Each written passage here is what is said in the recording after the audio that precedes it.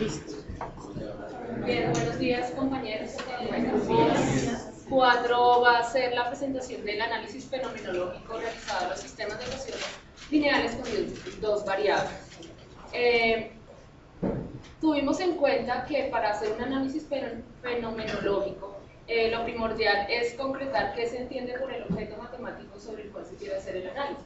Y en ese sentido, para nosotros, un sistema de ecuaciones lineales con dos variables expresa un par de ecuaciones lineales con igual número de incógnitas, entendiendo que en las ecuaciones de primer grado se relacionan una o más variables elevadas a la primera potencia y las operaciones de suma y resta. En ese sentido, los problemas que abordaremos hacen parte de la estructura aditiva.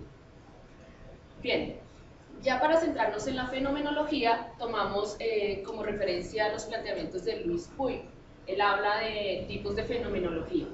Para nosotros es primordial retomar la fenomenología histórica, pues esos fenómenos nos van a ayudar a ver cómo fue la organización del concepto y cómo se extiende a otros fenómenos. Por supuesto, la fenomenología didáctica, pues es la que más nos interesa en este momento, pues vamos a hablar de fenómenos presentes en el mundo de los estudiantes y en lo que usualmente se hace en las prácticas de enseñanza. En cuanto a la fenomenología histórica, aunque inicialmente no se rotulaban así los sistemas de ecuaciones lineales, encontramos que babilonios, chinos, hindúes, se veían en la necesidad de hallar dos valores para dos ecuaciones que se estaban relacionando. Aunque pues las respuestas siempre buscaban ser números positivos, por lo que era dar solución a situaciones reales. En este caso ustedes encuentran un ejemplo de lo que se encontró en una tablilla babilónica y el planteamiento. Bien, ya en lo que tiene que ver con la fenomenología didáctica, seguimos una serie de pasos. El primer paso fue identificar las estructuras, subestructuras matemáticas presentes en nuestra estructura conceptual, teniendo en cuenta su estructura matemática como esa porción de la estructura conceptual que nos permite asociar fenómenos. Después de haber revisado nuestra estructura conceptual, de hacer modificaciones, hemos encontrado estas dos. La primera subestructura se llama variables libres independientes. Efectivamente, ahí no existe relación de dependencia entre ellas. Y por otra parte tenemos la de relación funcional, donde sí se establece una relación de dependencia entre las variables. Después de haber identificado las subestructuras, buscamos y agrupamos los fenómenos en los contextos. Entonces, recordemos que los contextos son agrupaciones de fenómenos que comparten algo de su estructura, pero a nivel matemático específicamente. Entonces, como estamos hablando de problemas de tipo aditivo, nos remitimos a Nesher, y él habla de una categorización de los problemas. Entonces, al leerlos, los organizamos y con base en esa categorización que hace Nesher, logramos rotular los que serían nuestros contextos. Entonces, tenemos el contexto de combinación, de comparación y de igualación. En el de combinación, entonces estamos hablando que dos cantidades hacen parte de un todo, entonces tenemos una colección y dos subcolecciones disjuntas de la misma. Un ejemplo que encontramos, mezclas químicas. Se quiere hacer un limpiador doméstico, ese limpiador doméstico vendría a ser la colección, de ahí las dos subcolecciones que se están relacionando serían las soluciones del 16% y del 72%. Bien, en cuanto a comparación, hay también tres cantidades, una de referencia, una comparativa y otra de diferencia, y ahí es donde encontramos esas situaciones en donde una variable se define a partir de la otra con algo mayor que, menor que, triple D, doble D, etc. Entonces encontramos una situación como esta, que es combinación de dos, se están relacionando dos áreas, dos terrenos. Entonces tenemos la cantidad de referencia, área combinada, la comparativa y la cantidad de diferencia. Y por último, tenemos el contexto igualación. Entonces son fenómenos en los cuales tenemos dos cantidades diferentes. Una busca aumentar o disminuir de modo que se iguale con la otra.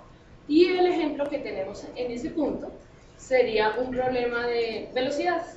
Entonces, aunque se estaba trabajando distancia y tiempo, las velocidades como tal eran las cantidades diferentes y estamos buscando que una llegue a ser igual a la otra. Entonces, esos son nuestros tres contextos. Por último, buscamos relacionar esos fenómenos con las situaciones enmarcadas en el estudio PISA. Para el esquema que vamos a presentar a continuación, vamos a tener en cuenta estos 4 colores que ustedes ven ahí. Entonces vamos a presentar los fenómenos y en tono rojo irán los personales, situaciones personales, educativas, públicas, científicas, como aparecía. Bien, entonces organizamos en una tabla. Ustedes van a poder verificar en lo que les vamos a presentar que los contextos de combinación y comparación están estrechamente ligados con la primera subestructura, que es la de variables libres o independientes.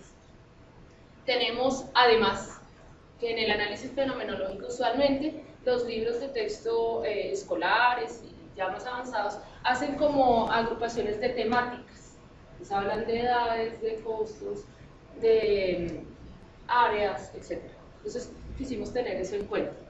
Tenemos situaciones cuando nos preguntan que cuántas personas hay en un teatro o en un parque, teniendo en cuenta lo que se recogió en boletería. Entonces estamos hablando de situaciones de tipo público.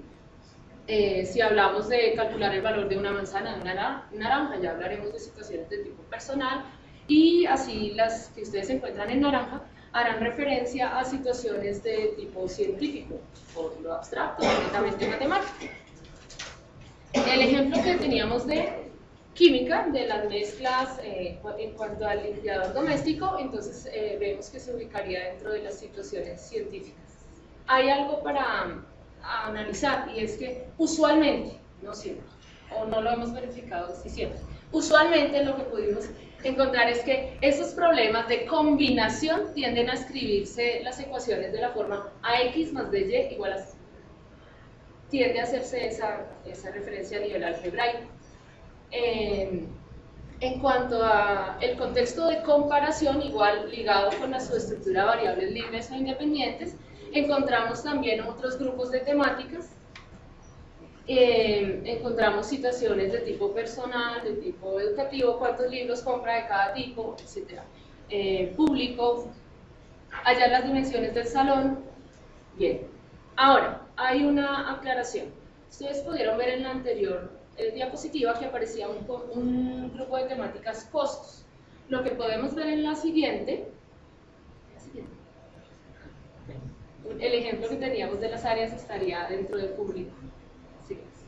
En esta es que vuelve a aparecer costos. Entonces nosotros no estamos diciendo que las temáticas estrictamente tengan que estar con una subestructura, sino que, pues, dependiendo de las situaciones que se plantean, podrían hacer referencia también a lo funcional. Entonces no estamos limitando esa fase. Tenemos en igualación la relación funcional, que era la segunda subestructura. Buscamos puntos de corte, donde se encuentran puntos de equilibrio, donde las velocidades, las distancias sean iguales. Y estos son algunos fenómenos asociados. Sabremos que hay más y que igual las temáticas no se están limitando a una subestructura, pero lo que sí queríamos concluir era eso, los dos contextos, combinación, comparación, estrechamente ligados con la primera subestructura de variables libres y el contexto de igualación con la de relación funcional. Teníamos el de velocidades, hace parte de situaciones de tipo público, y lo que podemos ver acá es que el planteamiento tiende a ser de la forma y igual mx más d en las de funcional. Y en las que vimos en la mitad, que son las de comparación, se están planteando de las dos maneras, pero es más específico en combinación en igualación esa forma de las ecuaciones. Con eso nosotros terminamos en nuestra presentación. Acá están las referencias en cuanto a los planteamientos de Puig y lo que hace Escher. Y ya. Gracias.